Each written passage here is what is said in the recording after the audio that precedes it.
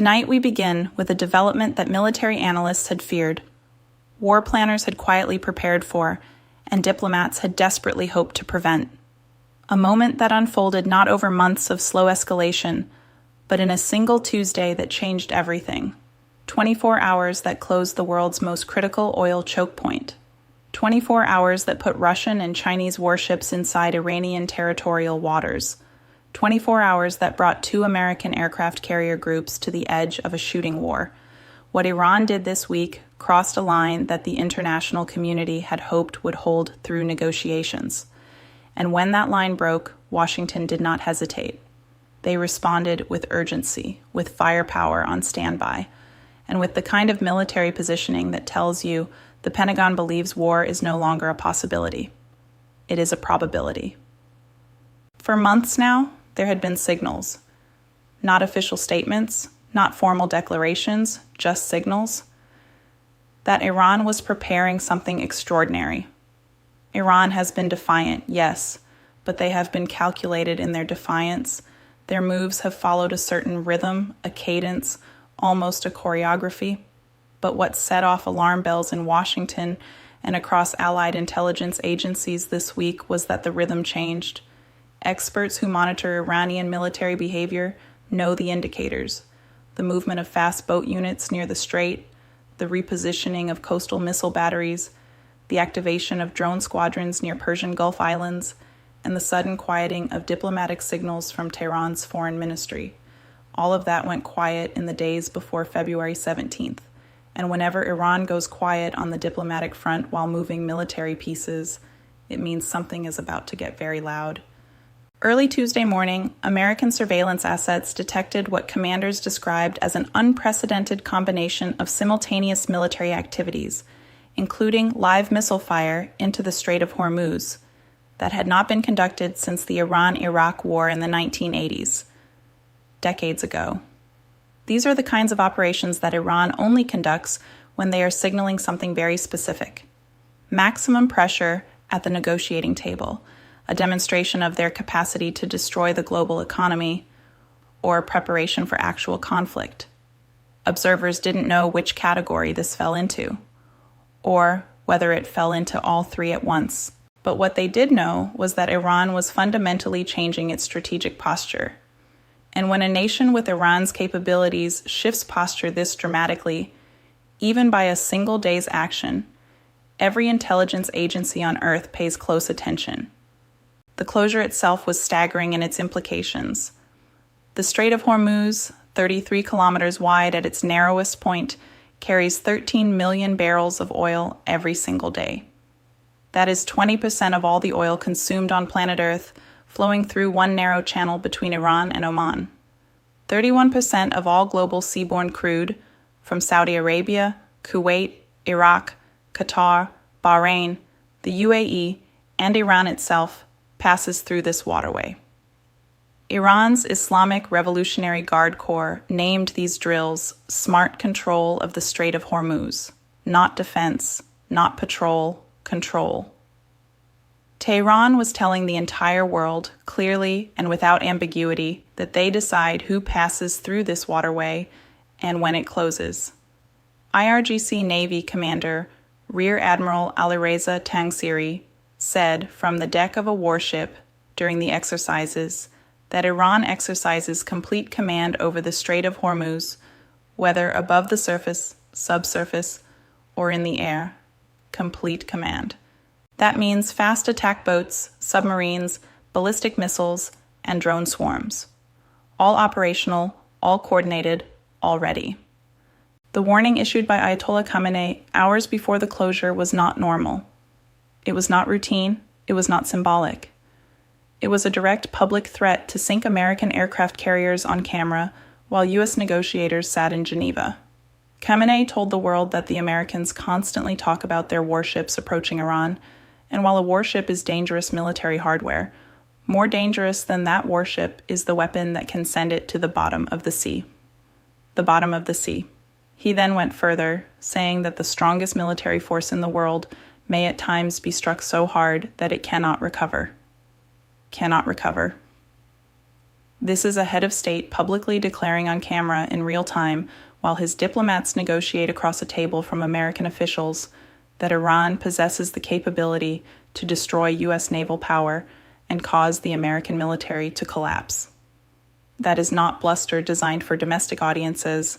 That is a declaration of operational capability designed for Washington. And here is where the story becomes truly alarming, because while Iran closed the strait on Tuesday and Khamenei threatened to sink carriers, Russian and Chinese warships steamed into Iranian waters simultaneously for what they called Maritime Security Belt 2026, the 8th joint naval exercise between these three nations. Russian presidential aide Nikolai Patrushev stated explicitly that Russia is working to build a multipolar world order in the oceans in response to what he called Western hegemony, and that they would give BRICS a full strategic maritime dimension. A Russian corvette, the Stoichi, was filmed arriving at Bandar Abbas, Iran's main naval base directly on the Strait of Hormuz, where Russian and Iranian sailors worked in coordination. Think about what that positioning means militarily and politically. American missiles aimed at Iranian nuclear facilities would have to fly over or near Russian and Chinese naval vessels operating in Iranian territorial waters. U.S. strike planners would have to calculate the risk of accidental or intentional confrontation with Russian or Chinese forces. Moscow knows this. Beijing knows this. Tehran knows this. That is precisely why they deployed together and precisely why the timing was coordinated with the strait closure and the Geneva talks. It is a tripwire designed to make American military action politically and militarily catastrophic. Trump deployed the USS Gerald Ford Carrier Strike Group on emergency transit across the Atlantic in direct response, expected to arrive in the region within days, potentially off the Israeli coast by this weekend. The USS Abraham Lincoln Carrier Strike Group was already operating in the Arabian Sea, with at least 8 additional surface combatants, 2 carrier groups, 12 surface warships. That is roughly 1/3 of all actively deployed U.S. Navy assets being concentrated in a single region to face Iranian ballistic missiles, Russian corvettes, and Chinese destroyers simultaneously. The Pentagon told American commercial ships on Monday to stay as far as possible from Iranian waters and hug Oman's coastline, because Iranian fast boats nearly seized a U.S. tanker on February 3rd when 6 IRGC gunboats attempted to board the Stena Imperative before F-35 fighters scared them off. U.S. Central Command warned Iran against unsafe behavior near American vessels, stating it would not tolerate Iranian aircraft or vessels pointing weapons toward American warships. In Pentagon language, that means authorization to engage already exists at the captain's discretion. No call to Washington required. Meanwhile, in Geneva, Trump's envoys Steve Witkoff and Jared Kushner met with Iranian Foreign Minister IRGC for approximately 3 hours, and both sides reportedly agreed on a set of guiding principles that could form the framework of a deal. Iran stops enriching uranium to weapons grade. America lifts some sanctions. Details to follow. But Khamenei rejected that framework hours later in his public speech, calling any negotiation with a predetermined outcome foolish and unacceptable, and specifically rejecting America's demand for zero enrichment. His diplomats agreed to principles in Geneva, while he publicly said no in Tehran. That tells you Iran's negotiating team does not have authority to make a real deal. Only Khamenei can, and Khamenei said no. Trump compounded this by stating that regime change in Iran would be the best thing that could happen.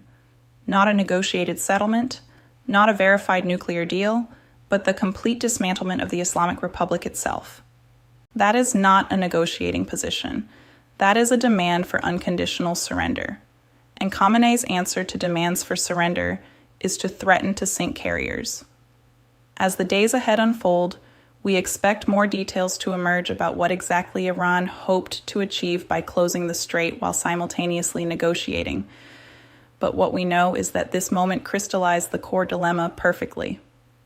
If Trump strikes Iran's nuclear sites while Russian and Chinese warships operate in Iranian waters, the risk of accidental escalation into a great power conflict is real and immediate. If Trump does nothing, Iran enriches to weapons grade within months, and the entire non-proliferation framework collapses. Either path leads through the Strait of Hormuz. Either path risks oil at $150 per barrel. Either path risks a global recession or depression. What happens next depends entirely on whether one leader blinks in the next several days, because the USS Gerald Ford is crossing the Atlantic right now, the USS Abraham Lincoln is already in position, and Iran's missile batteries are already aimed at the waterway through which the modern world's economy flows. And tonight, for the first time since the Iranian hostage crisis fundamentally reshaped American foreign policy, Iran appears to be genuinely willing to accept the possibility of direct military conflict with the United States. The Persian Gulf is quiet right now, too quiet. And when Iran goes quiet after firing missiles into international waters and threatening to sink American carriers, it means they are calculating their next move with extreme care. Because tonight, Tehran learned something the Ayatollah perhaps underestimated, that Trump will match every escalation, that two carrier groups means the Pentagon is not bluffing, and that the window for a deal is closing faster than Iran's enrichment centrifuges are spinning.